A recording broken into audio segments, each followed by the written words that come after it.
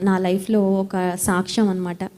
మా డాడీ చాలా strict dad, very conservative family. మేము ముగ్గురు గర్ల్స్, నేను సెకండ్ గర్ల్ని. సో మా డాడీ ఎప్పుడు మా అమ్మాయిల్ని ఎవ్వరికీ చూపించకూడదు, మా అమ్మాయిల్ని అసలు ఎవ్వరికి పబ్లిక్కి ఎక్స్పోజ్ చేయకూడదు.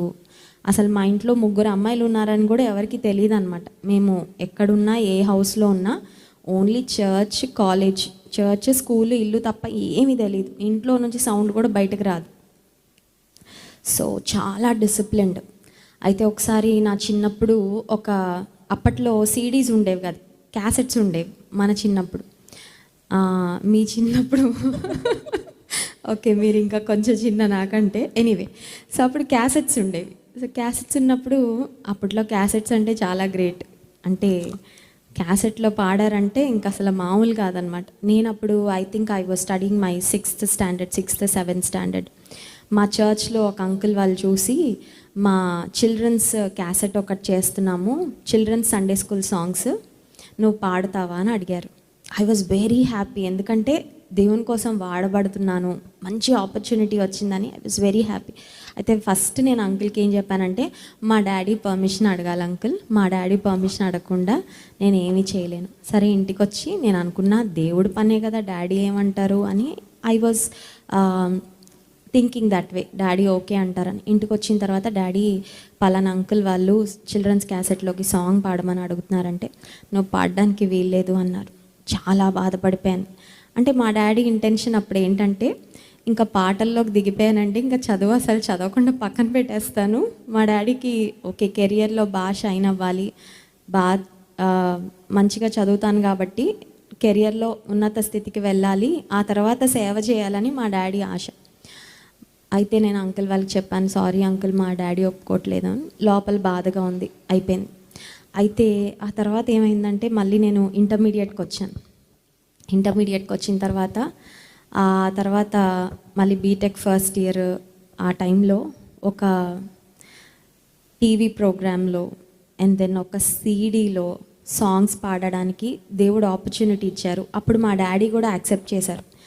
నా బీటెక్ అది చదువుతున్న టైంలో అయితే 2 times అప్పుడు చంద్రబాబు నాయుడు గారు ఉన్నారనమాట చీఫ్ మినిస్టర్గా. 2 times క్రిస్మస్ ప్రోగ్రామ్స్కి వాళ్ళ ఇంటికి వెళ్ళి ఒక అంకుల్ తీసుకువెళ్ళారు. సో అంకుల్తో పాటు మేము వెళ్ళి ఆయన దగ్గర హైటీ అని జరుగుతుంది అనమాట క్రిస్మస్ ప్రోగ్రామ్, అందులో సాంగ్స్ పాడడానికి దేవుడు హెల్ప్ చేశారు. సో అప్పుడు దేవుడు నాకు ఏం నేర్పించారంటే, నువ్వు మీ నాన్నగారు చెప్పినట్టు నా చేతి కింద ఉన్నావు, you are humble and you waited for my time. నువ్వు కంగారు పడిపోయి నాకు ఇష్టం వచ్చింది నేను చేసేస్తాను, నన్ను ఎందుకు ఆపుతారు మీరు అని నేను అలా ఎప్పుడు బిహేవ్ చేయలేదు. డాడీ ఏదైనా చెప్తే I use to be very humble, I use to be very obedient. బాధపడినా కూడా అసలు ఏదైనా పెద్ద పెద్ద మీటింగ్స్ అయితే పాడడానికి ఎవరైనా పాడతారు కదా, మా డాడీకి మా అమ్మాయిని ఎవరు చూడకూడదు అనే ఫీలింగ్ అనమాట. సో అలాంటప్పుడు కూడా ఏంటి డాడీ దేవుడు టాలెంట్స్ ఇస్తే వాడుకోనివ్వట్లేదు అంటే, మంచిగా వాడబడ్డానికి ఎందుకు డాడీ ఆపుతున్నారు అని అనుకునేదాన్ని. కానీ ఈరోజు మీ అన్నతో మ్యారేజ్ అయిన తర్వాత ఇప్పుడు దేవుడిచ్చిన ప్లాట్ఫామ్ చూస్తే, దేవుని మహిమపరచడానికి లైక్ ఇన్ని థౌజండ్స్ ఆఫ్ పీపుల్, ఇన్ని ల్యాక్స్ ఆఫ్ పీపుల్ రీచ్ అవ్వడానికి దేవుడి ఆపర్చునిటీ ఇచ్చారంటే, this has not happened in 1 day. ఇది విధేయత, తగ్గింపు లేకుండా ఇక్కడికి రాలేదు నేను. I know how much I've gone through. ఎంత డిసిప్లిన్, అమ్మ నాన్న గీసిన గీత, we have never crossed it. అన్ని విషయాలు స్పిరిచువల్ లైఫ్లో కూడా మీరు ఇక్కడికి వెళ్ళాలి, ఇంతవరకే అంటే అంతవరకే ఉండేవాళ్ళం. అప్పుడు బాధ అనిపించేది.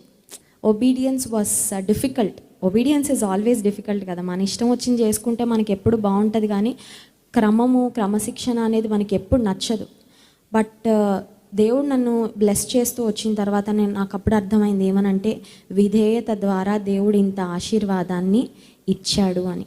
సో దేవుని చేతి క్రింద మనం దీన మనసు కలిగి ఉన్నప్పుడు తగిన సమయం అందు దేవుడు మనల్ని హెచ్చిస్తాడు. So I want to encourage all the young people who are watching this youth మీటింగ్లో పాల్పొందుతున్న మీరందరూ ఉన్నతమైన స్థితికి వెళ్ళాలి, అందరూ హెచ్చింపబడాలి, అందరూ ఆశీర్వదించబడాలి.